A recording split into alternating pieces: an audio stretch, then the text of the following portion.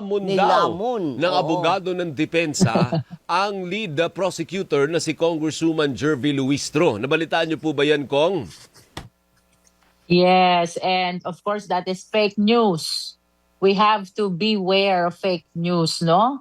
Tayo, dito sa prosecution, we are representing the interest of every Filipino across the world at hindi tayo papayag na lamunin ng buhay ang laban ng sambayanang Pilipino.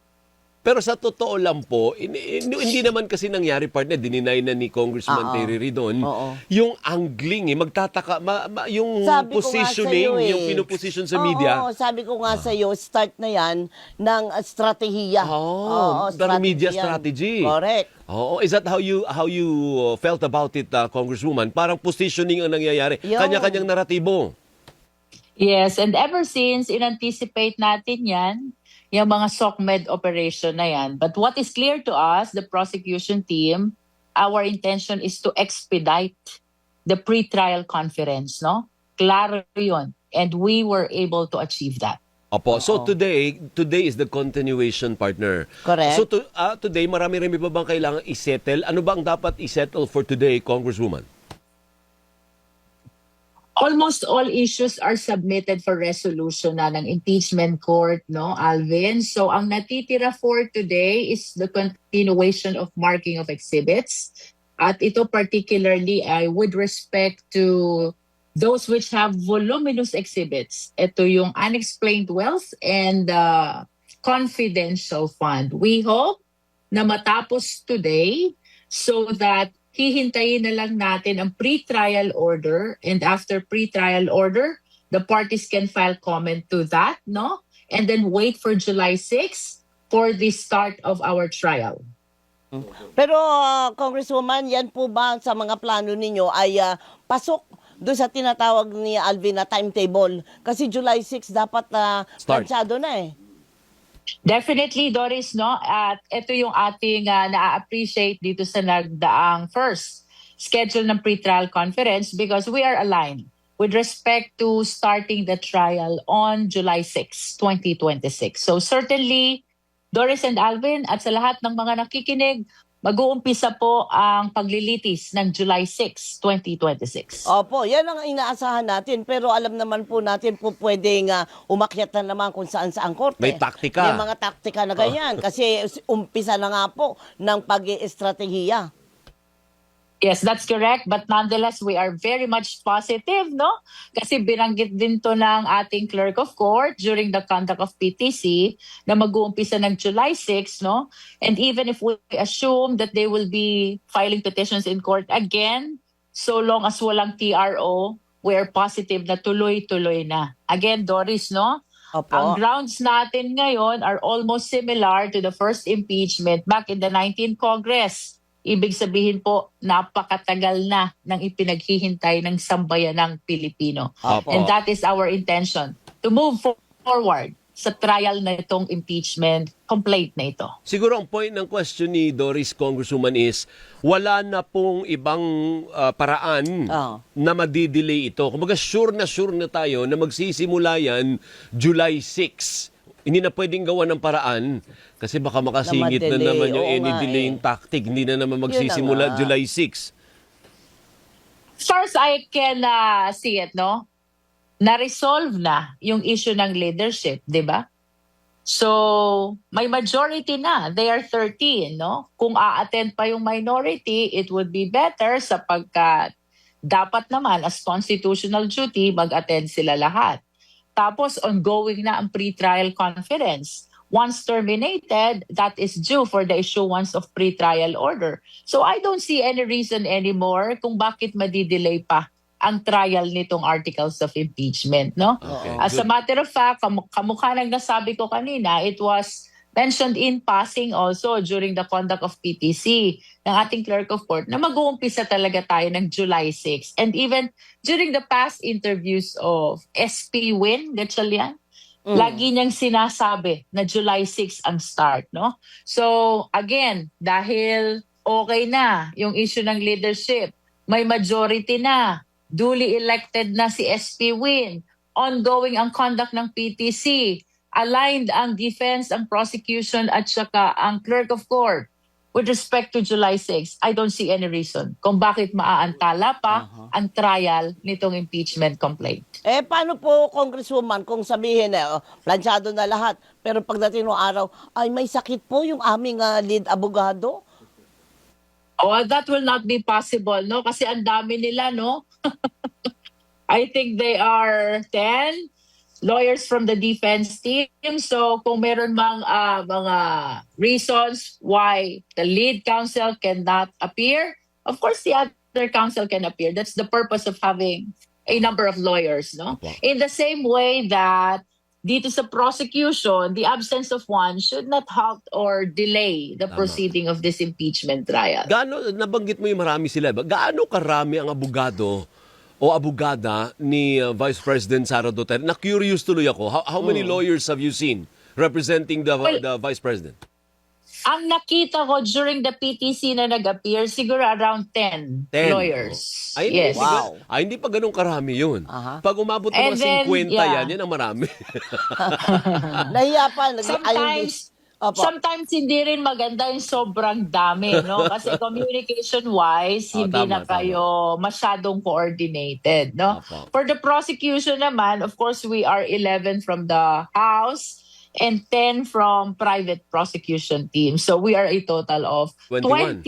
Marami-rami din. So, Congresswoman, ito pang ganitong klaseng kalaki, ganito ka-high profile na kaso, ang labanan talaga dyan sindakan. Di lang po sa dami ng abogado, pero yung mga debatingaw, yung talagang kilala sa... si Lorna Kapunan ba masisindak mo? Si Laila de Lima ba masisindak mo? Sige nga. Hindi mo mabubulsalan ang mga bunganga ng mga ate ko na yan. Ganun po ba yan, Congresswoman? Tayo, naninindigan, Doris, no? Wala yan sa sigawan, no? Wala yan sa sindakan. Nasa tibay ng ebidensya ang laban dito sa impeachment trial.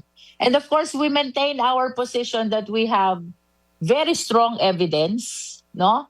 Nevertheless, liwanagin natin ang constitutional duty ng prosecution. Mailatag ng maayos itong mga ebidensyang ito. It is the senator judges who have the constitutional duty to decide on this impeachment case.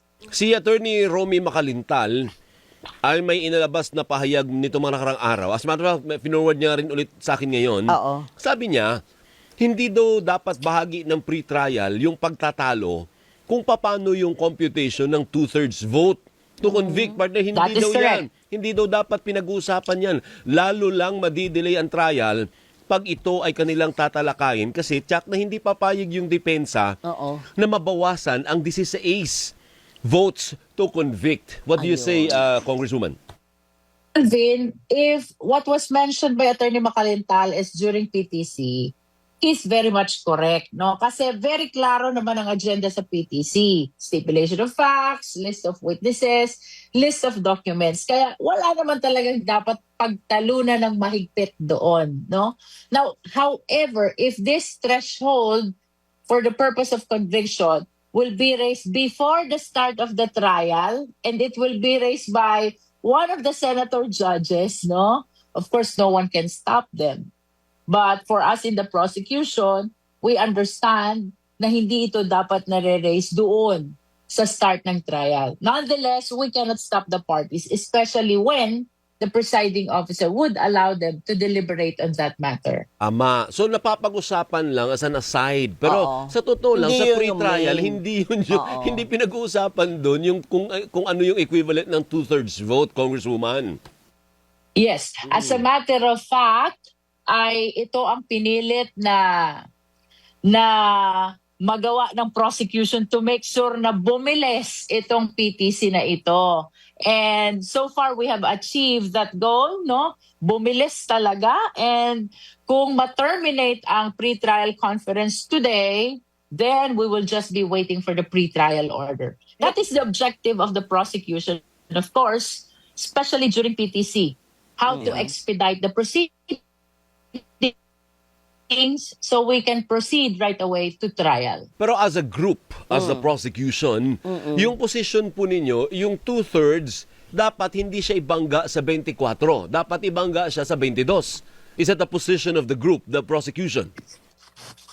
Alvin, that is just my personal opinion. Personal lang, personal. But of course, when I see the interview of my fellow prosecutors, no, it appears to me that we are aligned towards that argument.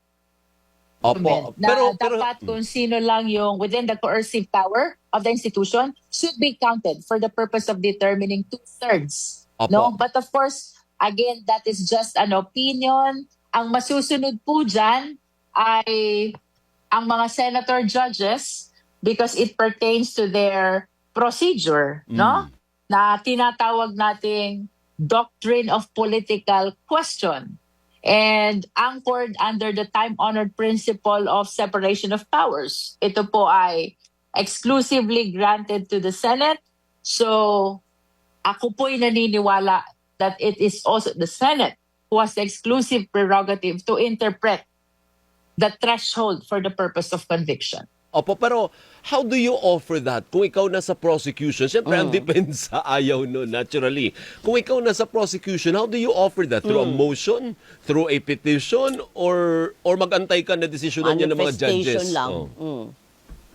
Well, kung talagang ipipilit mong pag-usapan, no, pwede sigurong motion to clarify kung ano yung threshold na yun. But I think during the start of the trial, that will be premature, no? Baka siguro kapag malapit-lapit na yung conclusion of trial. But then again, no, kahit pwede natin yan erase, ang ending niyan, exclusive prerogative yan ng Senate. Ang mas malaking question ko lang doon, Alvin, with all the issues surrounding the Senate, kaya-kayang ma-resolve yan among the 22 senators who are actively attending, no? Kaya-kaya nilang ma-resolve kung ano talaga ang tamang interpretation ng threshold. Kasi if they will fail in resolving that threshold, baka doon kailanganin ang tulong ng Supreme Court para ma-enlighten kung ano ang tamang threshold for the purpose of conviction. Hindi, pero ibig sabihin although initially Alvin, talagang doctrine of political question to, which means exclusive siya for the Senate. Kaya lang question nga, paano mo ba i-resolve yan when they are so divided, no? Tama. Ay, tsaka pupunta siya sa Korte Suprema. Ang ibig sabihin nun, madi-delay. Pag may nag-question sa Korte, kasi hindi mo naman mapipuwersa yung mga maestrado na now na decision. Hindi, lalong magdi-delay po. Napakabagal pa naman magdesisyon. Well, there is another thing that we have to consider, Alvin, no? For purposes of elevating the matter to the Supreme Court, one of the requirements is actual case or controversy, no? So to my humble opinion, hanggat hindi nagbubotohan, hanggat hindi nagkakaroon ng decision ang senator judges whether convicted or acquitted, there's no actual controversy or case to speak of, no? So to me, mukhang kailangan mo na magbotohan before the subject matter becomes ripe for purposes of petition to the Supreme Court. Okay. Tama ka nga doon. Kasi kailangan ng actual, sabihin ng Korte Suprema, bakit nagbutuhan na ba? Diba? So pwedeng pag-usapan if the senator judges will raise that, if the parties will raise that, if the presiding officer will allow that, no? But for purposes of elevating the same to the Supreme Court, mukhang kailangan mo nang magbotohan in order for us to say na meron ng actual case or controversy. But nevertheless, it can still cause a delay. Kasi pag nagbobotohan sila, partner, at biglang may umakyat sa Korte Suprema, mag-i-stay put muna yun, Congresswoman, hindi ho ba? Well, I don't think. So long as walang TRO, di kung anong mapagkasunduan ng mga senator judges, we will move forward, no? For the purpose of voting. Pero kahit may petition na, so long as walang temporary restraining order, the votation should not be delayed.